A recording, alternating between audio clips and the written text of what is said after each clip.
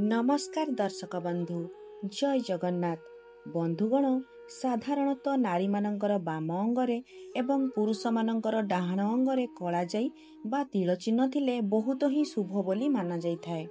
तेबे आजिर एही भिडियो रे आमे जानिबा नारी मानकर केउ अंगरे कला जाई बा तिल चिन्ह रहिले सेही नारी सुगुण सुशीला हेबा सहित धन एवं ऐश्वर्यशालिनी होइथाए। सेथिपाई थरुटिए भिडियो को शेष पर्यंत देखंतु।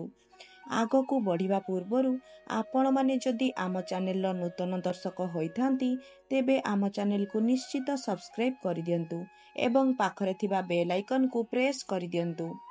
नारी मानकर नाभि तले बा नाभि पाखरे तिल चिन्ह रहिले एहा बहुत ही उत्तम होइथाए। एही स्थान रे तिल चिन्ह थिले समस्त प्रकारर भोग विलास सेमानंकु मिलिथाए। गाड़ी घर एवं उत्तम स्वामी मध्य एमानंकु मिलिथाए। सेहीपरि कौनसी नारीर पिठिरे तिल चिन्ह रहिले सेही नारी रोमांटिक प्रकृतिर होइथांती, धन उपार्जन रे माहिर होइथांती एवं खर्च मध्य अधिक करिथांती। कौनसी नारीर मथारे तिल चिन्ह रहिले सेही नारी बहुत धनी पुरुष को विवाह करिथांती एवं तांकर स्वामी गुणवान मध्य होइथांती। निजर स्वास्थ्य भल रहिथाए, भगवान को उपरे आस्था अधिक रखिथांती, समस्त प्रकारर सुख मध्य सेमानंको मिलिथाए। एबे जानिबा आंगुली मानंक विषय रे।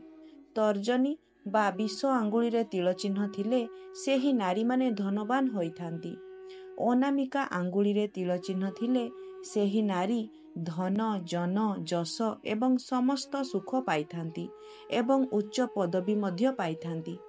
मध्यम आंगुली रे तिल चिन्ह थिले सेही नारी माने शांत स्वभावर होइथांती।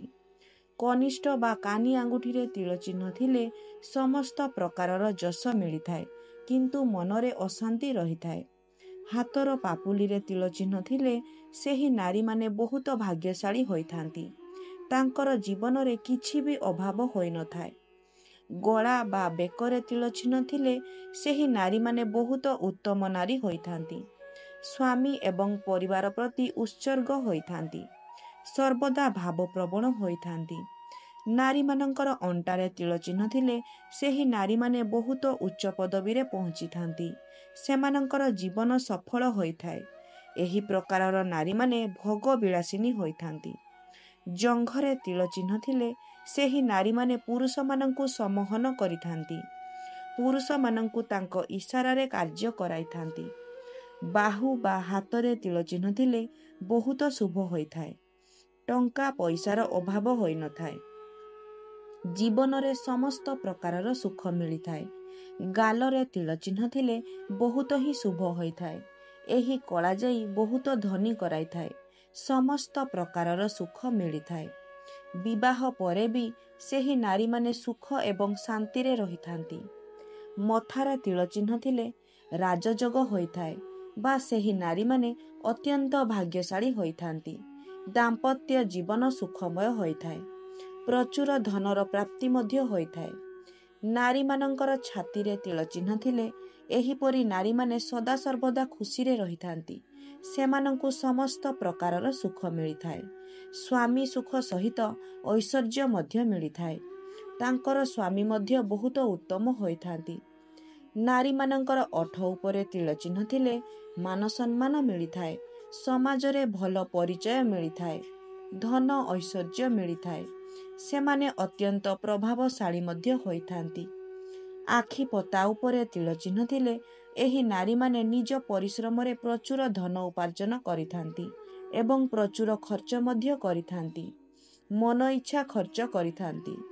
पादरे तिल चिन्ह थिले सेही नारी माने बहुत उच्च पदवी रे पहुंची थांती, जीवन रे प्रचुर सफलता मिलिथाए, समाज रे भल परिचय हासिल करिथांती, घर एवं परिवारर प्रिय होइथांती एवं समस्ते सेही नारीर कथा मानिथांती। तेबे दर्शक बंधु एहा थिला सेही जागा गुड़िक जेउ जागारे तिल चिन्ह बा कला जाई थिले नारी माने सौभाग्यवती एवं गुणवंत होइथांती। जदि आपण मानंकु आम भिडियोटी भल लागिथाए तेबे भिडियो को लाइक एवं शेयर कर दियंतु। धन्यवाद।